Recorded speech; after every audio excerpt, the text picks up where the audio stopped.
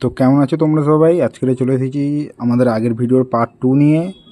আশা করছি সবাই ভালোই আছো। তো এই পায়রাটাকে আমার ইচ্ছে ছিল পার্ট 1-এই দেখাবো, কেন পার্ট 1-এর শুরু থেকেই শুরু করব, কিন্তু তখন আমি একে ধরতে পারিনি, ওই জন্য ওইগুলোকেই দিয়ে শুরু করে দিয়েছিলাম, টাইম ছিল না বলে। তো আজকে দেখাচ্ছি পার্ট 2-এর ফার্স্টেই দেখাচ্ছি আমি আমার ঘরের ফার্স্ট পায়রা। এটা একটা বুনো পায়রা, কিন্তু আমার সব থেকে পছন্দের পায়রা। এটা আমার কাছে আছে আজ ইদানিং 7 বছর হচ্ছে, 7 থেকে 8 বছর হচ্ছে। এটা আমি পুরো বেবিবেলায় ধরেছিলাম, এর থেকেই শুরু। ঠিক আছে, এর আগে কোনো পায়রা ছিল না। এর আগে একটা ধরেছিলাম, সেটা অনেক বছর আগে, তখন আমি একদম ছোট্ট ছিলাম, 4 5 6 বছর না 7 বছর ছিল, তখন আমি ধরেছিলাম সেই পায়রাটা ফাঁদ করে। কিন্তু সে পায়রাটার একটা হিস্ট্রি আছে, ওটা বাদ দিলাম, ওটার কথা মনে পড়লে এখনও কষ্ট হয়। তো এইটা হচ্ছে আমার এতে শুরু, একদম শুরু। এটা হচ্ছে আমার গোলা ঘরের বুনো পায়রা মেন। আর সব থেকে দামি দামি পায়রার থেকেও পছন্দের পায়রা হচ্ছে এইটা। অনেকজন কিনবে বলে এসেছিলো। বুনো পায়রার তখনকার দিনে 50 টাকা করে পিস বিক্রি হতো, তখন এটার দাম দিয়েছিল 200 টাকা 300 টাকা এরকম করে জোড়া দিয়ে গেছিলো এদের দুটোকে। তবুও আমি দিইনি, আমি জানোই তো গাইস, ইমোশনে পায়রা পুষি, এসব ফালতুর জন্য না। এই হচ্ছে আমার ফার্স্ট পায়রা। আর এর প্রথম জোড় ছিল, যেটা পুরো ফার্স্ট জোড়, সেই জোড়ের সাথে তোমার 3 4 বছর 5 বছর ছিল, সেই জোড়টা ছিল পুরো খয়েরি। তার নামও আমি দিয়েছিলাম খয়েরি। আর এর নাম বুনো ছিল, বুনো থেকে আমি বুনু বুনো বলে ডাকি একে। এটা আমার বুনু বলতে গেলে। সব যাই যাক, এইটা যেন না যায়। এটা হচ্ছে আমার সব থেকে ফেভারেট পায়রা গাইস। তোমরা যারা যারা পোষো তারা তারা বুঝতেই পারবে যে যাই হয়ে যাক, প্রথম পায়রা বা কোনো একটা ইমোশনের পায়রা। আগে ছিল আমার কাছে সবই, মানে গোলা পায়রা, নর্মাল পায়রা, ঝুটুন পায়রা, এইসব বেশিরভাগ সব ধরাই ছিল, কিন্তু তাদের সাথে একটা ইমোশন ছিল, যে জিনিসটা এখনকার দিনে আর নেই আমার কাছে। এখন তাদের থেকে ভালো ভালো পায়রা আছে, কিন্তু সেই ইমোশনটা আর নেই গাইস, সত্যি যেটা। যারা পোষো তারাই একমাত্র বুঝবে, যারা মানে শখ থেকে পোষো বা ভালোবেসে পোষো তারাই বুঝবে। এই শখটা এখন আর পাওয়া যায় না এদের থেকে। যখন বেকার পায়রা ছিল তখন খুবই ভালো লাগতো, কিন্তু কী আর বলবো গাইস, সেসব দিন আলাদা দিন। এখন অনেক ভালো পায়রা হয়েছে, অনেক হয়েছে, কিন্তু আগেকার যেসব পায়রা ছিল সেসবকে কখনোই ভোলা সম্ভব নয়। তো চলো, আজকের এতে তো শুধু দেখাবো এই 2 4টে বোধহয় ব্রিডিং পেয়ার বাকি আছে, আর সব ওই বাচ্চা, ঘরের বাচ্চা, ডেকে বাচ্চা পাল্লা দিয়েছিলাম, যাদেরকে ওই ম্যান্ডাসের বাচ্চা, লাল সিরার বাচ্চাকে পাল্লা দিয়েছিলাম, এইগুলোই দেখানো বাকি আছে, ওরকম 10 15টা মতো। তো চলো সেগুলোকে দেখিনি। এই লালের জোরটাকেও দেখানো হয়নি। তো বুনোর আমি জোরটাকে আগে দেখিনি। বুনো এখন নতুন জোর করে নিয়ে এসেছিলো, একা একাই নিয়ে এসেছিলো।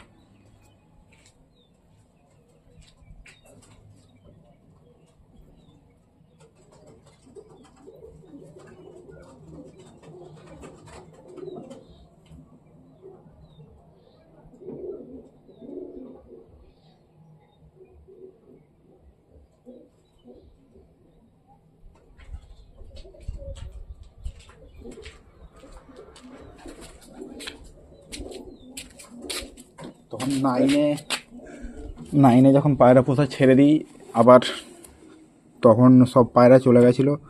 আমার এই বুনোটা ছিল আর এই খয়েরিটা ছিল। তা খয়েরিটার বুনোটা প্রত্যেকদিন একটা জায়গায় যেত, বুঝতে পেরেছিলাম যে কোনো একটাকে ধরবেই ধরবে, তা খয়েরিটাকে ধরে নিয়েছিল। তারপরের থেকে বুনো একলা হয়ে গেছিলো, তারপরে 2 3 দিন পরে এইটাকে জোর করে নিয়ে এসেছিলো। আর একে আমি ধরিওনি বাঁধিওনি, কিছু করিনি, একা একাই ছিল আমার বাড়িতে। দেখুন, খুব ভালো লাগে আমার এদেরকে। এদের দিয়ে আমি মুরগির বাচ্চা করি, ঠিক আছে গাইস। আমি প্রায় অনেকগুলো মুরগির বাচ্চা করেছি এদের দিয়ে। আমার ঘরে প্রায় পায়রা দিয়ে মুরগি বাচ্চা তোলা আগেকার দিনে 40 50টা, আর এখন প্রায় 4টে আছে মুরগি দিয়ে তোলা। 4টের মধ্যে 2টো ধাড়ি বোড়াল, প্রায় 4 5 কিলো করে ওয়েট, 4.5 কিলো 4 কিলো করে ওয়েট এক একটার মুরগিগুলোর, যেগুলো তুলেছিলাম এদের দিয়ে বাচ্চা। একটা সাঁড়া হয়েছে বহুত দিন পরে, আগে সব সাঁড়ি হয়েছে, ওই একটাই সাঁড়া হয়েছে। পায়রা দিয়ে গাইস মুরগি বাচ্চা তুললে বহুত ডিম পারে, সত্যি কথা যেটা। দেশি মুরগির উপরে ডিম তুললে একটানা 30টা 35টা করে ডিম পারে গাইস। আমি যতবার তুলেছি ততবারই এরকম হয়েছে আমার সাথে, 30টা 35টা করে মুরগি বাচ্চা তুললেই ডিম দেবে গাইস।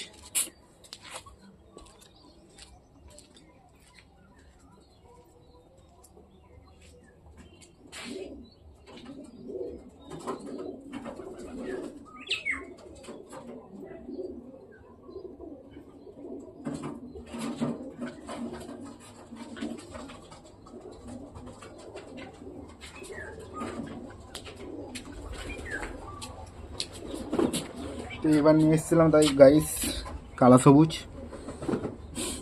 কালা সবুজটা আমি নিয়েছিলাম তখন দুর্গাপুজোর সময়, কদিন আগে আমি গিয়েছিলাম গড়িয়াতে, গড়িয়ার হাটে গিয়েছিলাম আমি তখন জিরিয়ার একটা জোর আনবো বলে।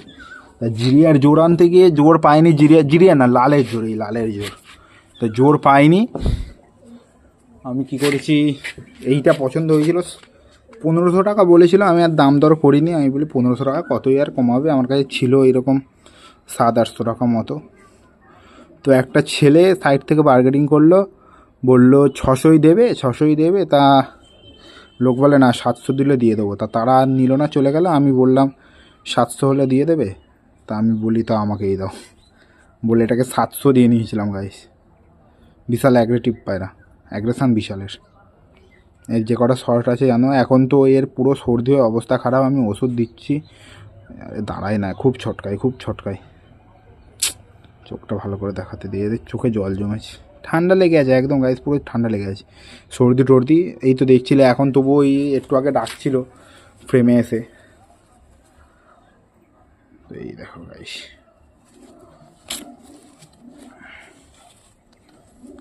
এই কচিটা দাঁড়া না রে বাবা,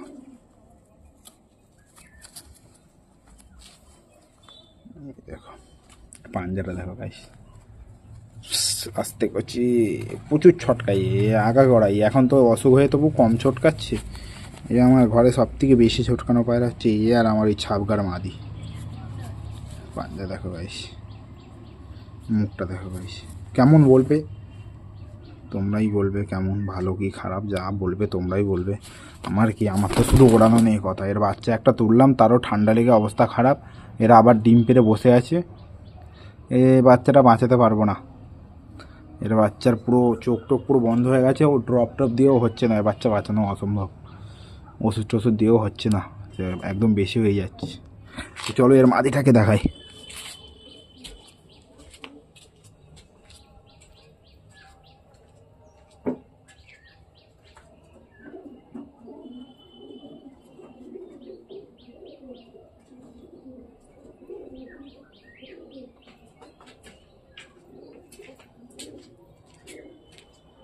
এর মাদিটা অতটা আমার পছন্দ না, এর মাদিটা খুঁজতে খুঁজতে সে প্রচুর প্রচুর অসুবিধা ছিল, ওই জন্য নিয়ে নিয়েছিলাম। একটাও সিঙ্গেল মাদি পাইনি, ওই জন্য নিয়েছিলাম। 1100 টাকা নিয়েছিল গাইস। তো ভালো লোকের কাছ থেকে নিয়েছিলাম, গ্যারান্টি ছিল, ডিম ডিম সবই ঠিকঠাক ছিল, ফ্লাইংও আসবে। অরিজিনাল কালা সবুজ, ওটা হারা সবুজ বলে, এটা কালা সবুজ বলে। তো ও লোক বলেছিল ভালো পায়রা, খারাপ হবে না। ও লোক গড়িয়ার ওখানটাতে বসে থাকে সবসময়, মানে ওদের বস্তি দোকান, যে সব ব্যবসা এমনি নর্মাল আসে যায় ওরকম না। ওদের কাছ থেকে নিলে কোনো ঠকার অসুবিধা নেই, কিছু হলে ওদের কাছে গিয়ে বলতে পারবে গাইস। তো ওই সব লোক হচ্ছে বাড়ির থেকেও বিশ্বস্ত লোক, বাড়ি থেকে নেওয়া জিনিস আর ওই লোকের কাছ থেকে নেওয়া জিনিস একই। এই কালা সবুজ দুটোই আমি ওই রকম লোকের কাছ থেকেই নিয়েছিলাম, সব নাম করা লোকের কাছ থেকে। মানে আমি গিয়ে পায়রা যাত্রার কাছ থেকে হুট করে নিই না, দাম দিয়ে যদি নিই আমি সবসময় নাম করা লোকের কাছ থেকেই নিই গাইস। এটাও তোমরা করবে, হাটে যাবে সবসময় মনে রাখবে, হাটে যারা এই আসে যায় এরা নর্মালি পায়রা নিয়ে আসে, কিছু কিছু পায়রা ভালো হয়, সব ঠকানোর ধান্দায় থাকে। কিন্তু যারা বস্তি একদম ওখানে পার্মানেন্ট দোকানদার, তাদের কাছ থেকে নেবে, কখনোই ঠকবে না, এটুকু আমি আশা করে বলতে পারি। এই দেখো গাইজ, এই খোলস উঠছে এইসব পায়রার, পায়ের শীতকাল তো এই টাইমে মল্টিং করছিল, পায়ের টায়ের সব একেবারে এক হাত থেকে সব খোলস মোলস উঠে যাচ্ছে, সাপের মতো পায়ের খোলস উঠছে গাইজ। তো মাটিটা খুব একটা খারাপও না, যে খুব একটা ভালো খুব একটা খারাপও তা না। এদের এই সব জায়গার এই যে লোমগুলো দেখতে পাচ্ছ গাইজ, একদম বেঁকে থাকে, মানে হাই ফ্লায়ারের এগুলো সব একদম সবই ঠিক আছে। এর শুধু একটাই ডিসমিস জিনিস আছে, যেটা হচ্ছে এর চোখটা গাইজ। এই চোখের এইখান দিয়ে হালকা করে একটু বেরিয়ে আছে, ওইটাই অসুবিধা, তাছাড়া আর কিছুই না। এই বিকেলের সানলাইটটা ভালোই পড়েছে এতে, বাহ। ওকে ছেড়ে দিলাম, যা ভাই যা। এবার দেখাবো লালগুলোকে ধরে আনি, দাঁড়াও।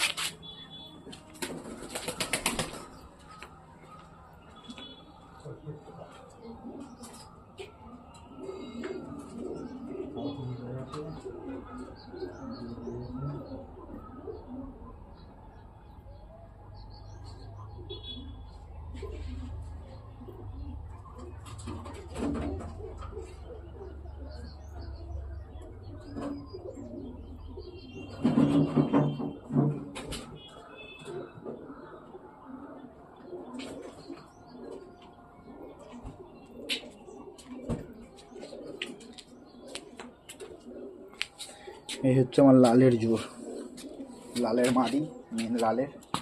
এদের এখনও একবারও বাচ্চা করতে পারিনি গাইস, এই প্রথমবারে বাচ্চা করলাম, তাও অন্য লোকের কাছে ডিম দিয়ে, অন্য পায়রার কাছে ডিম দিয়ে আর বাচ্চা তুলে এদের কাছে দিয়েছি। এরা তো ডিম ফাটিয়ে দেয়, 5 থেকে 6 বার মতো ডিম নিয়েছি, একবারও বাচ্চা করতে পারিনি, শুধু ডিম ফাটিয়ে দেয়, প্রত্যেকবারে ডিম ফাটিয়ে দেয়। ওই জন্য এইবারেও একটা ডিম ফাটিয়ে দিয়েছিল, আর একটা ডিম আমি তাই জন্য আগাম সাইড করে দিয়েছি। প্রায় ছিল 1 সপ্তাহ মতো, কিছু করেনি, তারপর হট করে দেখছি একটা ডিম ফাটিয়ে দিয়েছে, সে একদম পুরো ফাটিয়ে সে বুকে করে নিয়ে ঘুরছে, তাই জন্য ডিম ফাটিয়ে দিয়েছিলাম। আমার বাচ্চা উঠে গেছে। এটাও আমার একজন ভালো লোকের কাছ থেকে নেওয়া। আমি যা পায়রা নিয়েছি গাইস, কোনো আলফার লোকের কাছ থেকে নিইনি, সবই ভালো লোকের কাছ থেকে নিয়েছি, বিশ্বাস করা লোক। পায়রা উড়বেই উড়বে, এইটুকু গ্যারান্টি, এটুকু বলতে পারি আমি।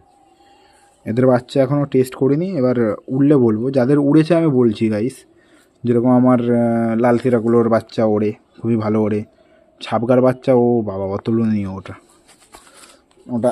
আমি আমার একটা ভাইয়ের সামনে উড়েছিলাম, ওই জানে আর আমিই জানি ওই পায়রা কী ওড়ে। ওই জন্য ওর বাচ্চা কাউকেই দেই না। আজকের মনে হবে না, সব কটা পার্ট 3 আনতে হবে, কারণ বাচ্চাগুলো এখনও ঢোকেনি, ওদেরকে এখন ঢোকাতে হবে, করতে হবে। আজকের এই লাল জোর দুটো দেখিয়েই আজকের ইতি করে দেবো, তারপরে বাচ্চাগুলো পরে দেখাবো। আর একটা নতুন পায়রা আছে, ওটাকেও দেখাবো, কালথেরা টাইপের, ওই বাচ্চার সাথে একসাথেই দেখিয়ে দেবো। এই তোকে ধরে দেখিয়ে শেষ করে দিই। এটা হচ্ছে আমার লালের নোয়া। হ্যাঁ,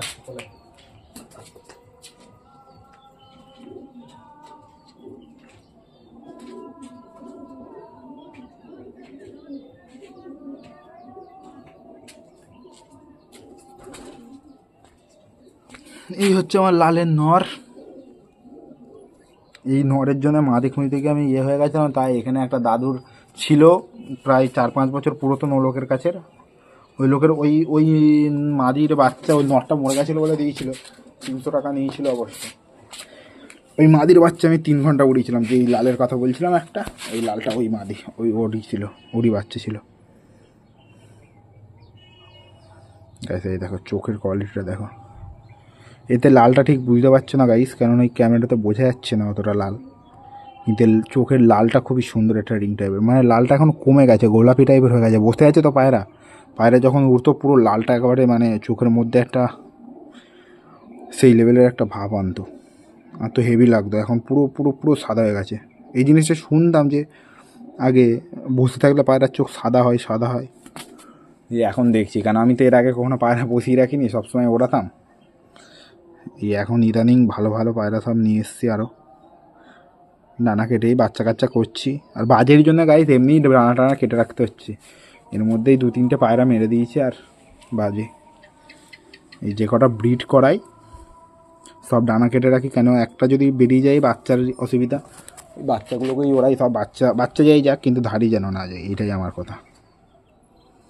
ধাড়ির ডানা দেবো, ঠিক টাইমে দেবো, এই গরমের টাইমে দেবো ডানা।